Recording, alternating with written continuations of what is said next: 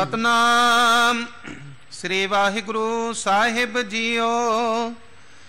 श्री नानक पूरन पुरख साहिब के गुण गाए। देह ना की जी जो पिन पिन हवे जाए। वाहिगुरु जी का खालसा वाहिगुरु जी की फतेह। सर्ब कला समर्थ सतगुरु जुग जुग अटल चवर छत्र तख दे मालिक साहिब श्री गुरु ग्रंथ साहिब जी की पावन पवित्र हजूरी विच सुभाईमान परम सत्कार जो गुरु रूप खालसा साध संगत जीओ। वाहिगुरु जी की बख्शिश सदका रात्रि दे दीवान च हाजरियां भर के गुरबाणी कीर्तन श्रवण करन दा सुभाग प्राप्त होया है। गुरु के कीर्तनिया ने बड़े प्यार नाल सतगुरु जी के बचन सुनाए ने। दुख भंजन तेरा नाम जी, दुख भंजन तेरा नाम। वाहिगुरु जी का नाम दुखों नूं कट्टण वाला है।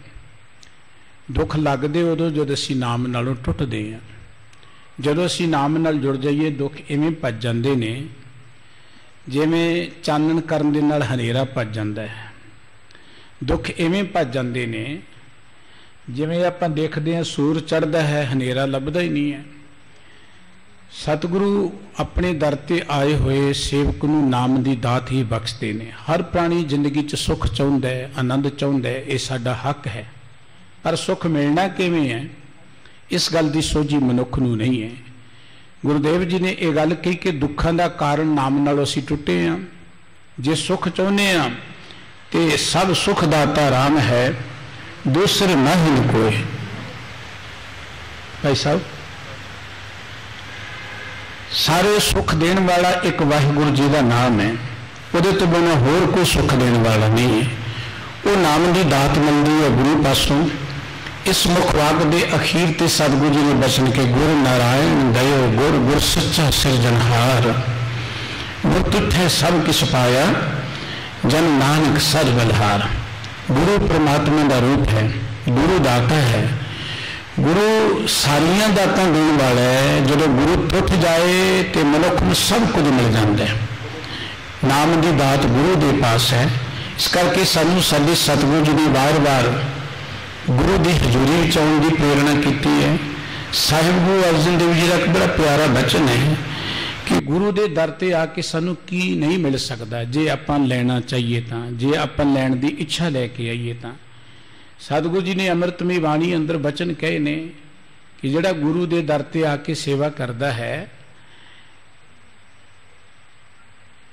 वो गुरु के दर तो हर दात प्राप्त कर लैंदा है। जय श्री राग विच सतगुरु सच्चे पातशाह जी के बचन कि नानक गुर सेवा के ना लभ्यते। गुरु की सेवा कीतियां की नहीं लभदा। गुरु की सेवा करके निरतन धनवान बन जाते ने। गुरु की सेवा करके रोगियों के रोग कट्टे जाते ने। गुरु की सेवा करके भगतां नूं नाम दंबाणी की दात प्राप्त हो जाती है। जो भी आपां चाहांगे वो मिलेगा। पर सिर्फ तो सिर्फ लोड़ है गुरु के दर ते आके पात्र बनने दे लई। क्योंकि गुरु के दर ते बेअंत आपां प्राणी आउंदे आ। पर भागां वाले ने जिहड़े गुरु की कृपा के पात्र बनने ने। आप जी वडभागी हो जो सतसंगत में जुड़ बैठे हो, गुरबाणी कीर्तन का आनंद माणे है। धन श्री गुरु नानक देव जी महाराज के जीवन इतिहास की कथा विचार आप जी हर रोज़ बड़े प्यार के नाल श्रवण करते हो। श्री गुरु नानक प्रकाश ग्रंथ के अंदर भाई संतोख सिंह जी ने गुरु का इतिहास कविता रूप में अंकित किया है, जिहदे चों आप जी वार्ता श्रवण कर रहे हो। गुरु नानक साहब जी एमनाबाद के इलाके च गए ने। एमनाबाद जिन्हों कभी सैदपुर संडियाली भी कहा जाता सी। एमनाबाद वो धरती जिथे बाबर ने एक बार हमला किया सी। 1521 ईस्वी की यह घटना है। गुरु नानक साहब जी इस नगर में जदों जाते ने, क्योंकि अमीरां दा नगर है, इत्थों दा हाकम को पठान है। नगर दे विच विआह शादियां दे दिन ने। दुनिया अपने इस सुख आराम दे विच परमात्मा नाल भुली हुई है। नशे पी के अपनी जवानी की मस्ती विच, अपने धन जोवन की मस्ती विच ये नगर दे लोग नच गा रहे ने। और सतगुरु गुरु नानक साहब जी जिस वेले जाते ने, को होर एक दो फकीर रब दे प्यारे बैठे सन। सतगुरु जी ने उन्होंने कहा, जाओ जे नगर के लोगों ने तुहानू नहीं पुछिया, जाके प्रसादा पानी छको किते हो। जिस वेले नगर च जाते ने भाई मरदाना जी नाल ने, शराबियां ने इन्हों धक्के मारे, मरदाना जी दे सट भी लग गई। मरदाना जी भाई लालो जी नूं बुलाउण लई गए सन, वो वापस गुरु की हजूरी च आए। सतगुरु जी नूं सारा पता लग्या।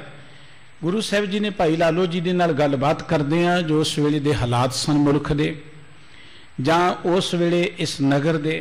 सतगुरु जी ने भविखत बचन कह के जो कुछ इत्थे वापरना है, जो कुछ होना है, गुरु ग्रंथ साहिब जी विच तिलंग राग विच गुरु के ये बचन अंकित ने। खुरासान खसमाना किया, हिंदुस्तान डराया, ਜਾਂ जैसी में आवे खस्म की बाणी तैसरा करी, ज्ञान वेला लो, पाप की जंज लै काबलों थाया, जोरी मंगै धन वेला लो। सतगुरु जी ने इत्थे एक अलंकार बने, क्योंकि विआहां दे समय च लोग मस्ती च ने, एक विआह दा अलंकार बने है कि बाबर जिहड़ा है वो पाप दी जंज लैके आएगा हिंदुस्तान दी, जिहड़ी कह लो गद्दी नूं विआउण दे लई, और वो जंज जिहड़ी काबलों तुर पई है, वो जबरदस्ती मंगेगा जो कुछ भी। ये तो लोग आप तोरते ने, काजी ब्राह्मण जिहड़े विआह पढ़ते ने, पर इत्थे काजियां ब्राह्मणां की गल थकी, अगद पड़े शैतान वेला लो। शैतान जिहड़ा ये कारज करेगा, खून खराबा होएगा। विआह दे विच रत दा कुंगू केसर दा पाउंदियां ने बीबियां, इत्थे रत दे कुंगू पहनगे।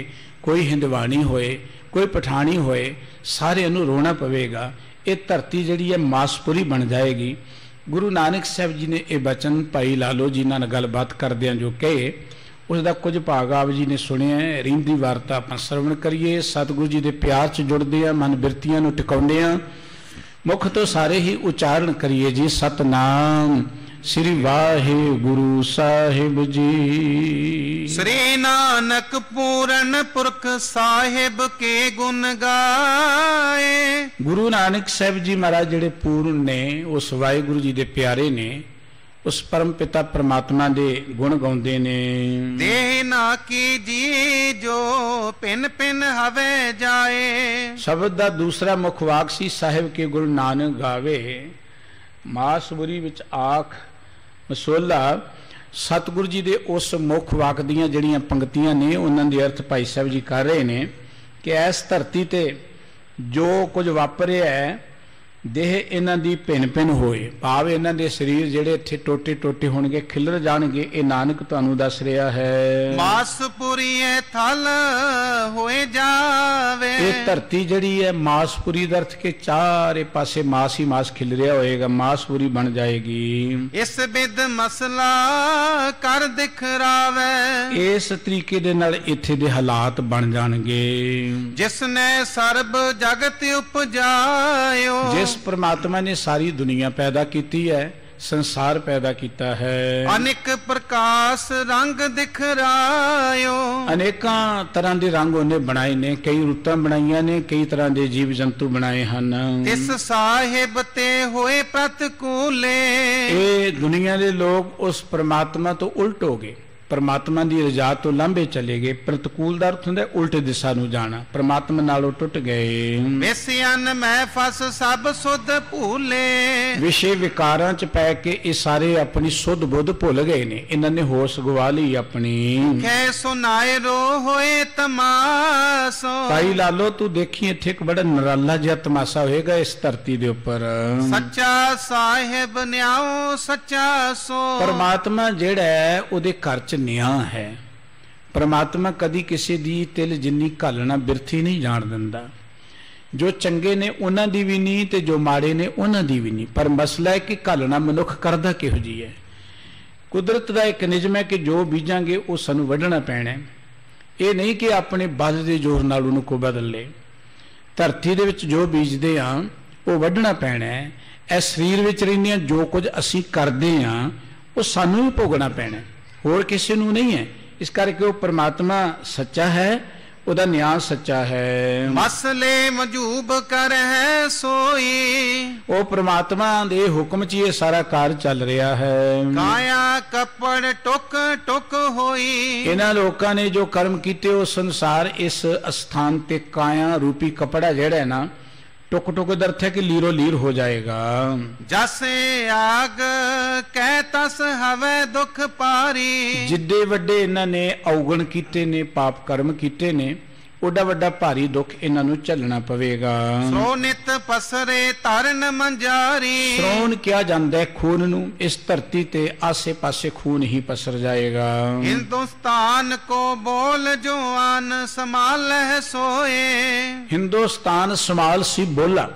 हिंदुस्तान दे विच जिहड़ा हुण इन्हां दा पठाणां दा राज सी, उस वेले लोधी सल्तनत इस मुल्क विच उदों चल रही सी। कई लोग आए, कदी चंगेज खां वर्गे आए, मंगोल आए, मौर्य वंश के लोग, पठान आए, मुगल आए, अंग्रेज आए, और इस धरती के लोग सदियां तो गुलामी भोग रहे सन। उहदी गुलामी का कारण ये नहीं कि जिहड़े बाहरों लोग आउंदे वो बहुत तगड़े सन। उहदी गुलामी का कारण कि इत्थों दी वर्ण वंड, धार्मिक अखौती धार्मिक लोगों ने अपने स्वार्थ दे लई लोकां नूं अज्ञानता च रखिया होया सी। लोगों को कर्म कांडा च पा के अपन दुकाना चला रहे सन, जिवें अजकल चल रहा कि साडा काम चलना चाहिए, दुनिया के काम डुबदे ते डुबी जान। अखौती राजनीतिक लोगों ने भी केवल राजगद्दियां नूं मिलना ही अपना फर्ज समझ लिया सी। राजगद्दी ते बैठ के उन्होंने जिम्मेवारी की है, उन्होंने करना की है समाज या मुल्क के लिए, वो उन्होंने ज्ञान नहीं सी। इस करके ये मुल्क सदियों तो गुलाम रहा। और ये तो गुरु साहब जी ने कृपा की, इस धरती के उपर एक इनकलाब खड़ा किया। गुरु नानक साहब जी दस रहे ने कि इस धरती के उपर हुण जिहड़ा पठाणा का बोल चल रहा है ना, बाबर आएगा वो इत्थे अपना फिर बोल संभाल लेगा, वो हुक्म चलाएगा। 15 से पुन 78 आवन तिनको होए। एक बचन ऐसी आमन 78 जान 97 होर भी उठसी मर्द का चेला। 1578 संमत नूं बाबर एमनाबाद ते पहला हमला करता है। 1584 च पानीपत नूं जितन तो बाद बाबर जिहड़ा है वो 20 अप्रैल 1500 तकरीबन 26 का समय है, जिस वेले वो हिंदुस्तान के तख्ते मालक बन जाता है। उदों बाद 1584 संमत दे विच 88 संमत दे विच वो चित्तौड़ नूं जितदा है और राणा सांगा उदों तो हार जाता है। उदों बाद वो 88 विच तकरीबन आप उहदा देहांत हो जाता है। उहदा पुत्र हमायूं गद्दी ते बैठता है। हमायूं नूं आमन 78 जान 97 1597 ईस्वी विच शेरशाह सूरी जिहड़ा है वो हमायूं नूं फिर इत्थों भजा दिंदा है। इस तरीके नाल विद्वानां ने सारे तत्त कढे ने। कुछ संप्रदायी विद्वान ये भी कहते हैं कि 1578 विच संमत विच बाबर आया सी। उदों बाद जदों सिख मिसलों का जोर वधिया, संघर्ष वधिया, सरदार बघेल सिंह ने दिल्ली ते तक जदों कब्जा किया उदों 78 संमत सी। इस तरीके नाल भी जोड़ते हैं। पर ज़्यादातर जो टुकवी गल गुरु साहब जी ने कही है कि ये बाबर आएगा, इत्थे आके अपना बोल संभालेगा, पर फिर इनू एक बार इत्थों इहदे राज भाग नूं भजना पवेगा। 17 से 97 माही सफा दूर तिन की हवे जाही। 1797 दे विच इहदी सफा इत्थों उठ जाएगी। दोसे बहरो बरख 19 संग करे राज होवे अवनी संग। मानयोग भाई संतोख सिंह जी ने जिवें इस दे अर्थ कढे ने वो यही ने कि जिवें सरदार बघेल सिंह आए तो दिल्ली के तख्त ते उन्होंने जाके कब्जा किया, मुगलों दी सफा उत्थों उठ गई। कवि जी भी ये गल कहते ने कि 219 वरे ये मुगल साम्राज इत्थे रहेगा। नारे अवतार हमारा होए। गुरु साहब जी कहते कि जो 10वां जामा धारण करांगे चेला ताहे खालसा जोए। होर भी उड़सी मर्द का चेला कहते कि गुरु गोविंद सिंह जी का चेला अगे खालसा होएगा। 10 पातशाही करे हो जब ही। जदों 10 पातशाहियां धारण कर लवांगे पिछे होए खालसा तब ही। उदों बाद खालसा धरती ते प्रगट होवेगा। सने सने जो ले वह छीनंग। सहजे सहजे इन्हां दी ताकत खो लवेगा।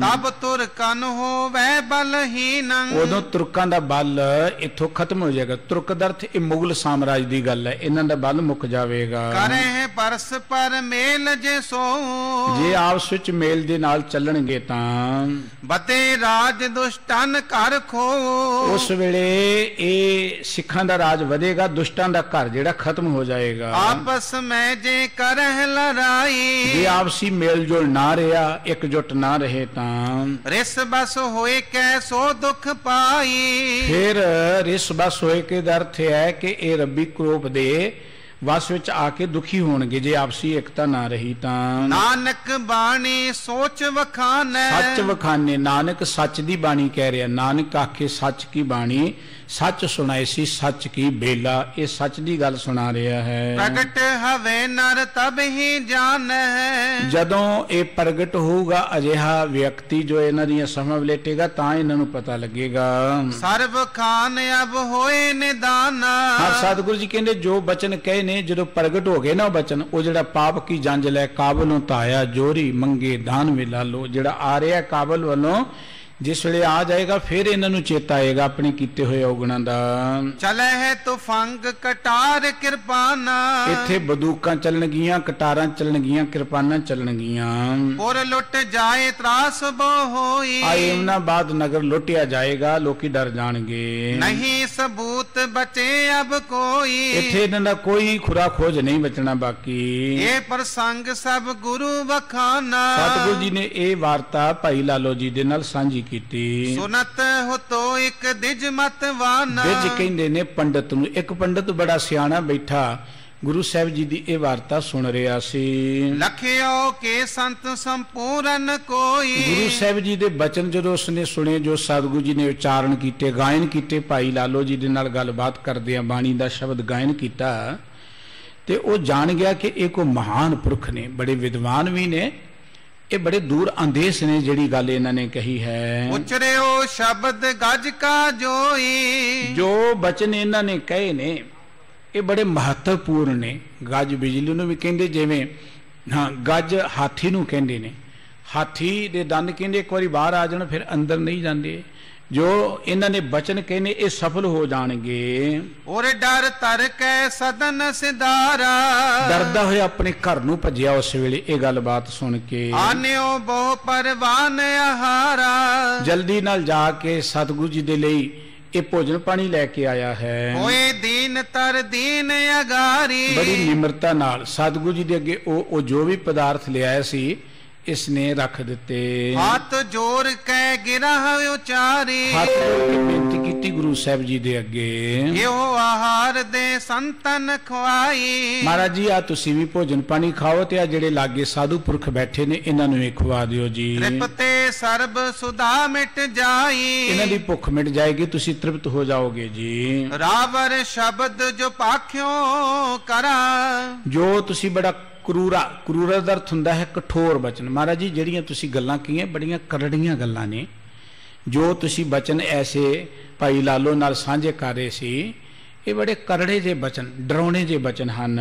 ਲੁੱਟਨ ਨਗਰ ਖਾਨਨ ਹਿਤ ਦੂਰਾ, ਜਿਹਦੇ ਵਿੱਚ ਤੁਸੀਂ ਕਿਹਾ ਕਿ ਨਗਰ ਲੁੱਟਿਆ ਜਾਏਗਾ, ਇੱਥੇ ਕਤਲੇਆਮ ਮਚੇਗੀ, ਇੱਥੇ ਆ ਕੇ ਬੰਦੂਕਾਂ ਜਾਂ ਹੋਰ ਅਨੇਕ ਤਰ੍ਹਾਂ ਦੇ ਹਥਿਆਰ ਚੱਲਣਗੇ। ਸੋ ਨਿਜ ਬਚਨ ਫੇਰ ਕਰ ਦੀਜੈ, ਉਹ ਮਹਾਰਾਜ ਜੀ ਕਿਰਪਾ ਕਰੋ ਇਹ ਬਚਨ ਤੁਸੀਂ ਆਪਣੇ ਵਾਪਸ ਲੈ ਲਓ, ਤੁਹਾਡੇ ਬਚਨ ਬਿਰਥਾ ਨਹੀਂ ਜਾਣੇ। ਸਾਡੇ ਨਗਰ ਤੇ ਏਡੀ ਵੱਡੀ ਜਿਹੜੀ ਬਿਪਤਾ ਆ ਰਹੀ ਹੈ ਇਹਨੂੰ ਕਿਰਪਾ ਕਰਕੇ ਟਾਲ ਦਿਓ। ਮਹਾਪੁਰਖ ਤੁਮਨ ਰੁਨਾ ਕੀਜੈ, ਸਤਿਗੁਰੂ ਜੀ ਤੁਸੀਂ ਮਹਾਪੁਰਖ ਹੋ। ਗੁਰੂ ਸਾਹਿਬ ਜੀ ਨੂੰ ਕਹਿਣ ਲੱਗਾ ਤੁਸੀਂ ਮਹਾਪੁਰਖ ਹੋ ਤੇ ਤੁਸੀਂ ਮਨ ਵਿੱਚ ਇਹਨੇ ਨਾਰਾਜ਼ਗੀ ਭਰੇ ਬਚਨ ਨਾ ਕਹੋ। ਉਹਨਾਂ ਦੇ ਮਨ 'ਚ ਕੀ, ਸਤਿਗੁਰੂ ਜੀ ਗੁੱਸੇ 'ਚ ਆ ਕੇ ਗੱਲ ਕਹਿ ਰਹੇ ਨੇ। ਗੁਰੂ ਸਾਹਿਬ ਜੀ ਨੇ ਕਦੀ ਵੀ ਗੁੱਸੇ 'ਚ ਆ ਕੇ ਕੋਈ ਕਿਸੇ ਦਾ ਬੁਰਾ ਕਰਨ ਦੀ ਭਾਵਨਾ ਨਾਲ, ਕਿਸੇ ਨੂੰ ਸਰਾਪ ਦੇਣ ਦੀ ਭਾਵਨਾ ਨਾਲ ਸਤਿਗੁਰੂ ਜੀ ਨੇ ਬਚਨ ਕਹੇ ਨਹੀਂ। ਗੁਰੂ ਸਾਹਿਬ ਜੀ ਨੇ ਤੇ ਜਿਨ੍ਹਾਂ ਨੂੰ ਸਰਾਪ ਮਿਲੇ ਉਹਨਾਂ ਦੇ ਸਰਾਪ ਕੱਟੇ ਨੇ। ਸਰਾਪ ਤੇ ਸਤਿਗੁਰੂ ਦੇ ਘਰ 'ਚ ਗੱਲ ਹੈ ਹੀ ਨਹੀਂ, ਇੱਥੇ ਤੇ ਬਖਸ਼ਿਸ਼ ਦੀ ਗੱਲ ਹੈ, ਇੱਥੇ ਰਹਿਮਤ ਦੀ ਗੱਲ ਹੈ। ਦਰਅਸਲ ਇਹ ਜੋ ਇਹਨਾਂ ਲੋਕਾਂ ਦੀ ਕਰਨੀ ਹੈ, ਜੋ ਇਹਨਾਂ ਲੋਕਾਂ ਦਾ ਹਾਲ ਚਾਲ ਹੈ, ਸਤਿਗੁਰੂ ਜੀ ਨੇ ਉਹ ਲੱਛਣ ਇਹਨਾਂ ਦੇ ਬਿਆਨ ਕੀਤੇ ਕਿ ਜਿਹੋ ਜਿਹੇ ਕਰਮ ਕਰ ਰਹੇ ਨੇ ਇਹਨਾਂ ਨੂੰ ਇੱਕ 'ਚ ਭੋਗਣਾ ਪਏਗਾ। ਨਾਲੇ ਉਸ ਵੇਲੇ ਦੇ ਜੋ ਹਾਲਾਤ ਸਨ ਹਿੰਦੁਸਤਾਨ ਦੇ, ਆਪਣੇ ਮੁਲਕ ਦੇ, ਤੇ ਆਸੇ ਪਾਸੇ ਜੋ ਗੱਲਾਂ ਚੱਲ ਰਹੀਆਂ ਸਨ क्योंकि सतगुरु जी दे कोल ये खबर आउंदे जांदे रमते साधु दसदे सन कि केवल काबुल तो बाबर चढ़ के आ रहा है। ये हालात दा सतगुरु जी नूं पता सी। इस करके सतगुरु जी ने ते वो जो होना है वो दस्सिया है, कोई ये नहीं कहा कि साडे करके होना है। इस करके वो पंडित सोच रहा कि शायद ये नगर नूं कुछ श्राप दे रहे ने। कहन लगा महाराज जी ये बचन तुसी वापस ला लो, साडे नगर नूं बचा लो जी। चल आयो शरण तुम्हारी, महाराज जी मैं तुहाडी चरण शरण च बेनती कर ली आया हाँ। अब हमरी की जय रखवारी, साडी कृपा करके रखवाली करो तुसी, आने वाली विपता तो बचा लवो। श्री गुर कह सुनो दिस ऐसे, सतगुरु जी कहणगे पंडित जी गल ये है, ध्यान दे नाल सुनो जरा। संत बचन है गजरत जैसे, गल है भी जो बचन कहे ने ये बचन बिरथा नहीं जा सकते। ਜਿਹੜੇ सतपुरख ਹੁੰਦੇ ਨੇ ਉਹਨਾਂ ਦੇ ਬਚਨ ਹਾਥੀ ਦੇ ਦੰਦ ਵਰਗੇ ਹੁੰਦੇ ਨੇ, ਜਦੋਂ ਬਾਹਰ ਆ ਜਾਣ ਫਿਰ ਅੰਦਰ ਨਹੀਂ ਜਾਂਦੇ। ਇੱਕ ਬਾਰ ਜੇ ਵਹਿਰ ਨਿਕਾਸੇ, ਸਤਿਗੁਰੂ ਜੀ ਨੇ ਜੋ ਬਚਨ ਕਹੇ ਨੇ ਇਹ ਅਟਲ ਨੇ, ਭਾਵ ਇਹ ਆਉਣ ਵਾਲੇ ਭਵਿੱਖਤ ਗੱਲਾਂ ਨੇ, ਇਹ ਵਾਪਰਨੀਆਂ ਹੀ ਨੇ। सतगुरु जी कहने जो क्या है सत होवेगा। पुन परवेश न करे प्रयासे, इस करके ये बदलिया नहीं जा सकता जो कुछ होना है, क्योंकि जो इन्होंने किया है परमात्मा के घर च कदी अन्याय नहीं हुंदा।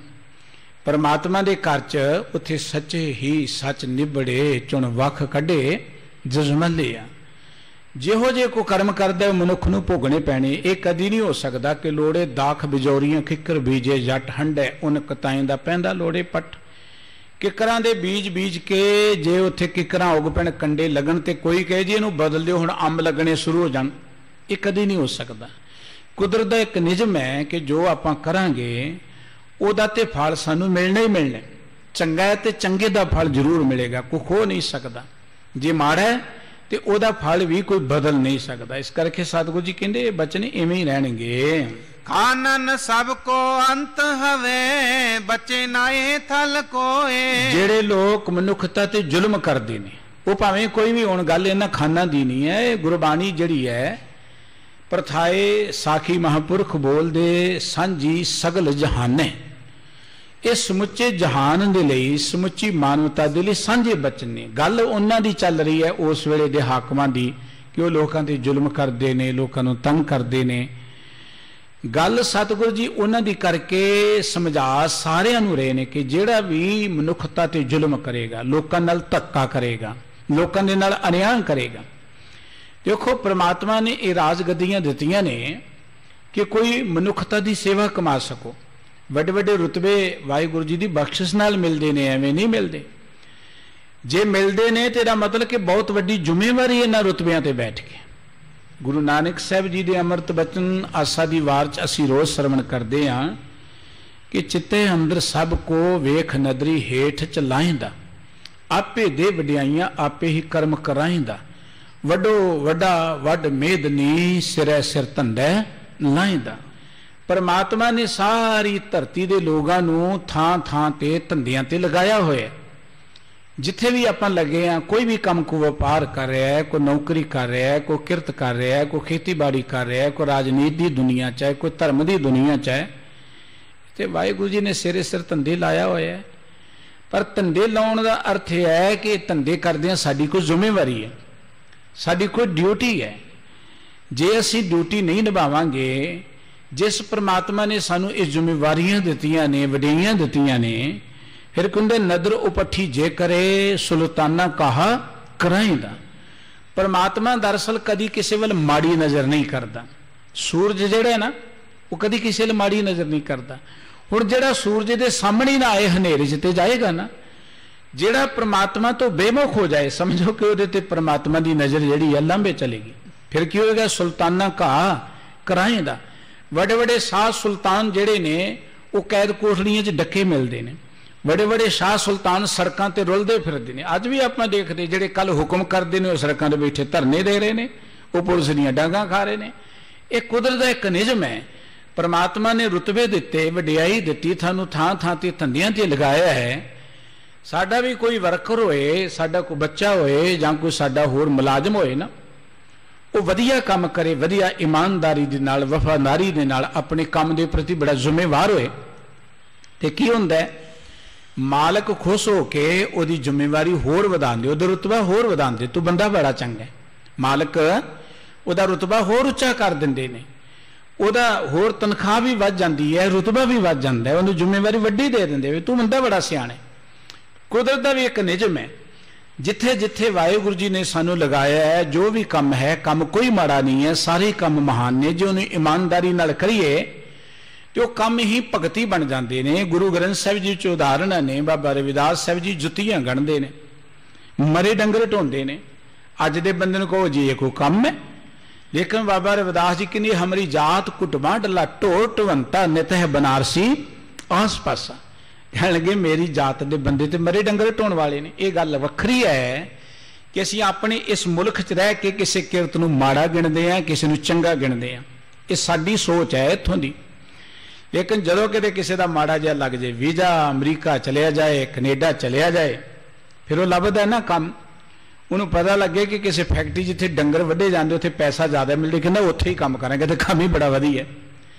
इत्थे कहंदे कि मरे डंगर ढोना पाप है, इत्थे मरे डंगर ढोण वाले नूं कहंदे तुसीं ते चमार हो, तुसीं नीवें हो। ते उत्थे बंदा पैसिਆਂ ਦੇ बदले ये काम करने के लिए बड़ी जल्दी तैयार हो जाता है, फिर काम माड़ा नहीं हुंदा। इत्थे असीं उडीकदे साडा बाथरूम ने, कोई वर्कर साफ करना आएगा, कोई जमादार साफ करने लिए आएगा, गंद पिया होया है, ते जे किते बाहर चले गए फिर उत्थे थोड़ा है। फिर तो एयरपोर्ट ते बाथरूम साफ करने की ड्यूटी मिल कहने बहुत वधिया काम, $20 मिलते, बड़ा सोहना काम है, मौज बनी पई है, फिर वो काम वधिया बन जाता है। ये सोच सिर्फ साडे इस खिते दे अंदर है कि काम माड़ा है, काम चंगा है। काम कोई माड़ा नहीं है। जिस काम नूं तुसीं चाह दे नाल करोगे, जिस काम नूं तुसीं वफादारी ईमानदारी नाल करोगे, वो काम ही तुहाडी भगती बन जाएगा। यही कारण है कि सतगुरु जी ने किरतियां दी बाणी गुरु ग्रंथ साहिब जी च अंकित कीती है, किरतियां नूं मान दिता है। कोई भी काम तुहानूं वपार दिता है बहुत वधिया है, तुसीं दुकानदार हो बहुत वधिया है, तुसीं किते मुलाजम नौकरी करदे हो बहुत वधिया, तुसीं खेती करदे हो, तुसीं कोई भी काम करदे हो भावें किसी तरह दा है, वो बहुत वधिया काम है जिथे रब ने लाया। जे तुसीं उहनूं ईमानदारी नाल करोगे, जे तुसीं उहनूं वफादारी नाल करोगे, जे उसी तुसीं चाह नाल करोगे, ते परमात्मा उस ते चौगन करे निहाल, पहले नालों वड्डा रुतबा कर देवेगा, पहले नालों होर अगे कर देवेगा। ज्यादातर असीं नज़र मारदे हां कोई भी बंदा अपने काम तो संतुष्ट घट ही मिलदा है। मैं सोचदा कि मेरा काम वधिया नहीं, दूजे को जाने वो रोई चलिया जाता, दूजा उदू अगले वाल देखदा, उदू अगला उहदे वाल देखदा, हर कोई रोई रहे। दरअसल साडा रोना एक सुभाव बन गया, रोंदे ही आए, सारी जिंदगी रोंदे ही रहने आ, ते रोंदे ही धरती तो चले जाने आपां। जिंदगी रोण लई नहीं सी मिली, जिंदगी हसन लई मिली सी, जिंदगी चाह नाल बतीत करन लई मिली सी। एक महापुरख तुरिया जा रहा है, अगे कुछ बंदे वटे वड रोड़े भन रहे ने, पत्थर तोड़ रहे ने। एक बंदा बड़ा उदास, चेहरे ते त्यूड़ियां पईयां, दुखी है, पसीनो पसीनी होया, गमगीन जिहा। तो महापुरख ਉਹਦੇ की करदा है, कहंदा पत्थर तोड़ रहे हैं, तेनू नहीं देखदा पत्थर तोड़ रहे हैं। एक होर अगे पत्थर तोड़िया, उन्होंने पुछया, वो थोड़े चाह विच है, उन्होंने कहणगे की करदा है, कहंदा रोटी कमा रहे हैं। मत्थे ते ਉਹਦੇ भी कोई बहुता चाह नहीं है, लेकिन पहले नालों ठीक है, उत्साह च है कुछ। तीसरा होर एक पत्थर तोड़ रहा है, वो बड़े चाच भी है तो कुछ गा रहा है, बड़े उत्साह च है। तो महापुरख पुछदे की करदा है, कहंदा वो रब दा मंदिर बन रहा, घर रब दा घर बना रहे हैं।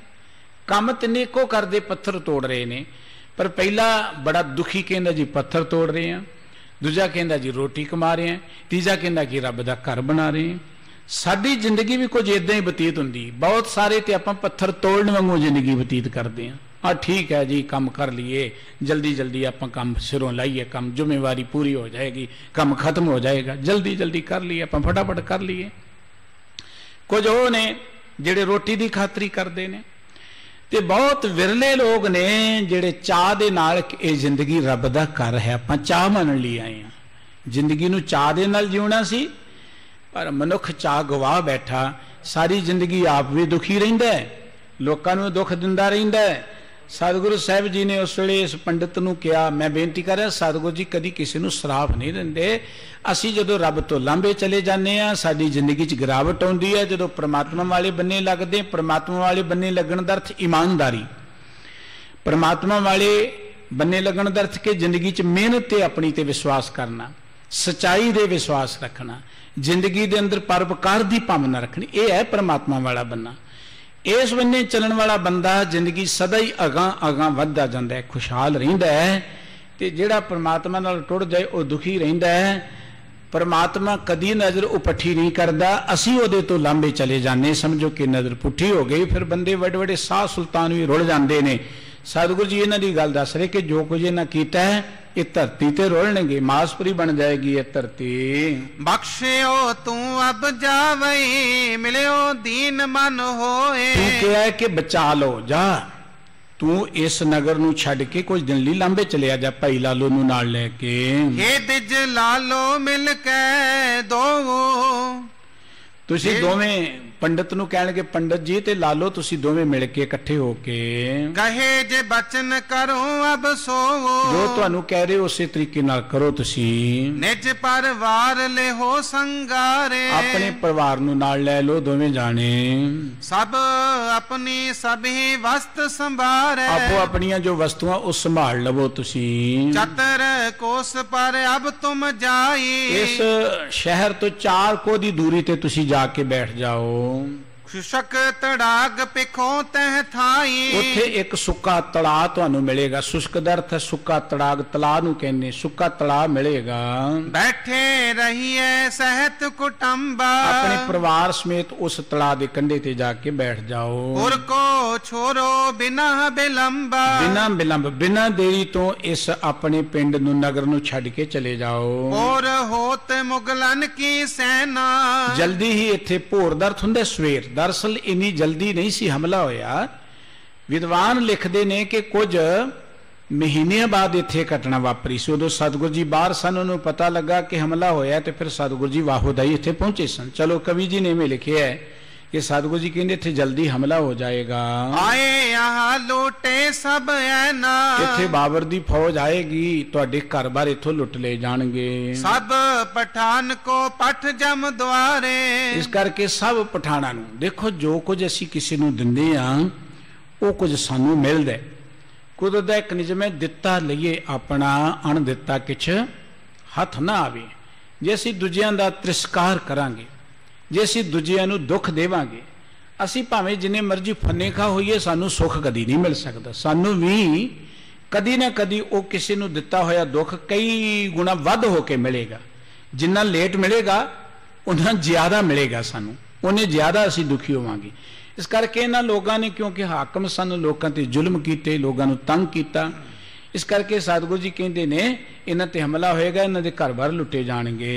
तहन बांध कर ले संगारे, तीन दर्थ हुंदा है इस्त्रियां बीबियां, इन्हां दियां ਧੀਆਂ ਧਿਆਣੀਆਂ ਨੂੰ ਬੰਨ ਕੇ ਮੁਗਲ ਲੈ ਜਾਣਗੇ। ਸੁਨ ਕਰ ਲਾਲੋ ਦਿਜ ਦੋ ਸਤੇ ਲਖੇ ਸਭ ਬੈਨ। ਭਾਈ ਲਾਲੋ ਜੀ ਨੇ ਤੇ ਉਸ ਪੰਡਤ ਨੇ ਸਤਿਗੁਰੂ ਜੀ ਦੀਆਂ ਜਦੋਂ ਇਹ ਗੱਲਾਂ ਸੁਣੀਆਂ ਉਹ ਸਮਝ ਕੇ ਕਿ ਗੁਰੂ ਸਾਹਿਬ ਜੀ ਦੇ ਇਹ ਬਚਨ ਸੱਚ ਹੋ ਜਾਣੇ ਹਨ। ਦ੍ਰਿੜ ਪ੍ਰਤੀਤ ਹਿਰਦੇ ਕਰੀ ਗਏ ਤੁਰਕ ਨਿਜੈਨ। ਗੁਰੂ ਸਾਹਿਬ ਜੀ ਦੇ ਬਚਨਾਂ ਤੇ ਇਹਨਾਂ ਨੇ ਪੂਰੀ ਪ੍ਰਤੀਤ ਲਿਆਉਂਦੇ ਆ, ਬਚਨ ਮੰਨ ਕੇ अपने घरां च गए, आप साजो समान चुकिया है। अपनी सब संभार संभारी लीन संग प्राता सुत नारी।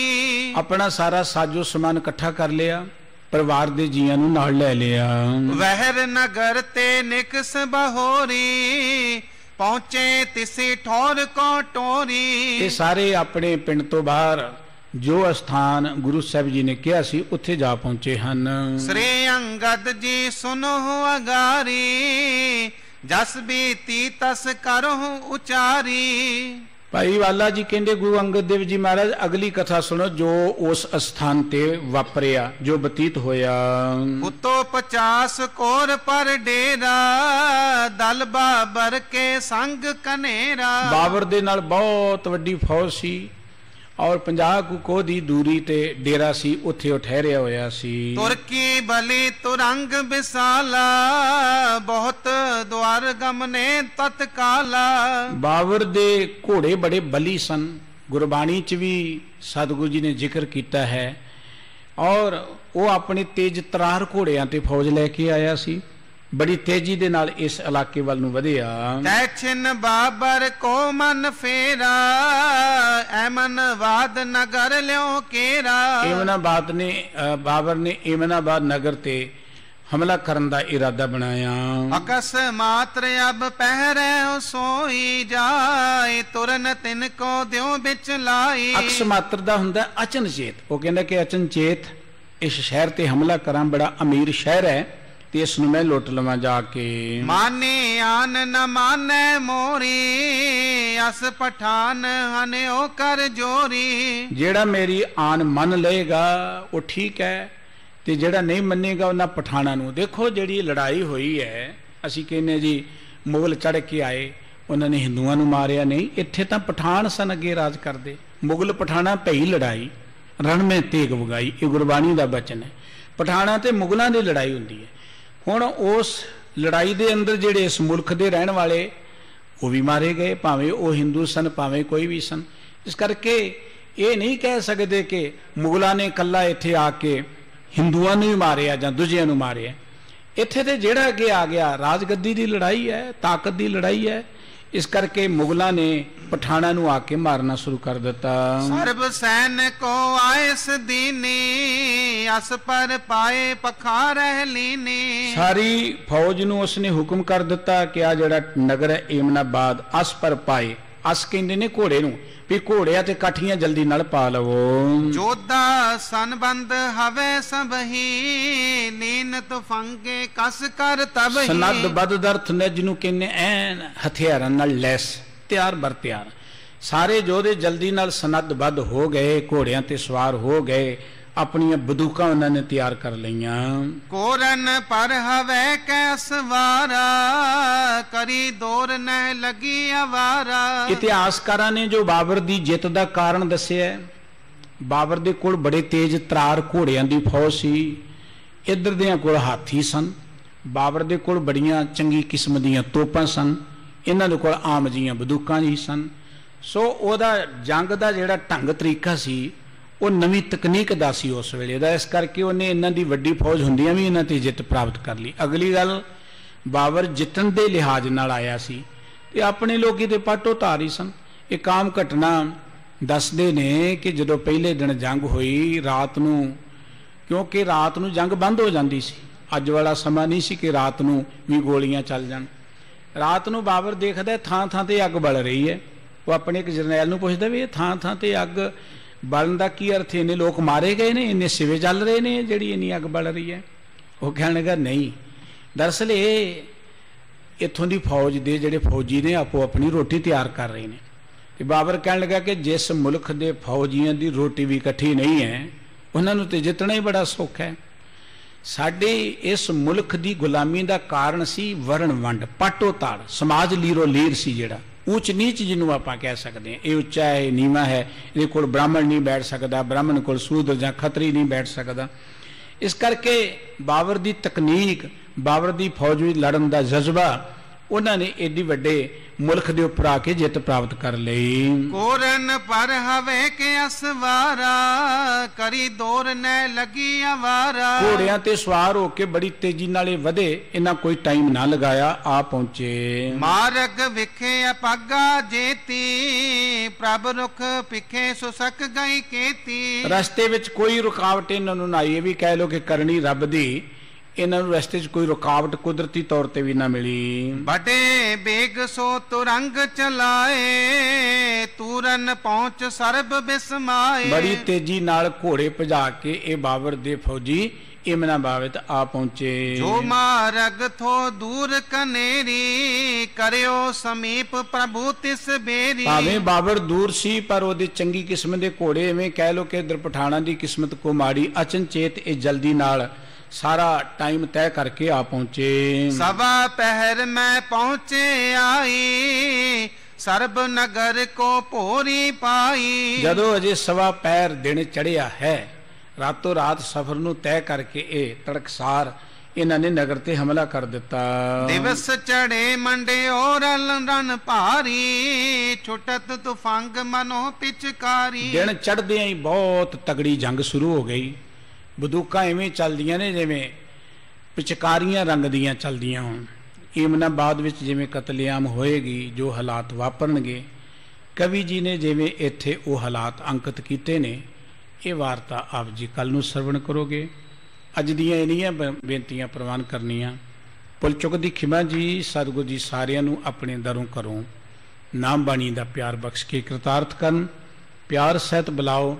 ਵਾਹਿਗੁਰੂ ਜੀ ਕਾ ਖਾਲਸਾ, ਵਾਹਿਗੁਰੂ ਜੀ ਕੀ ਫਤਿਹ।